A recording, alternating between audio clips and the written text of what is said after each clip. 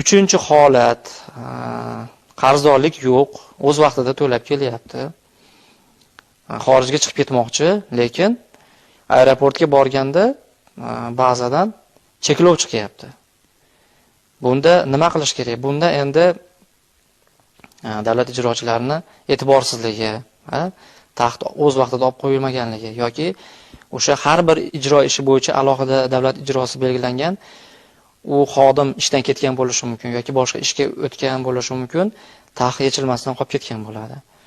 Bunda endi shu mas'ul xodimlarni yo'l qo'ygan xatolik hisoblanadi. Bunda aliment to'lovchi shikoyat berishi yoki prokuratura tomonidan protest keltirib, shu cheklovni olib tashlashi mumkin. Sudga murojaat qilishi mumkin. Shu 3 ta holatda asosida o'rnatilgan tartibda cheklovlar olib tashlashi mumkin.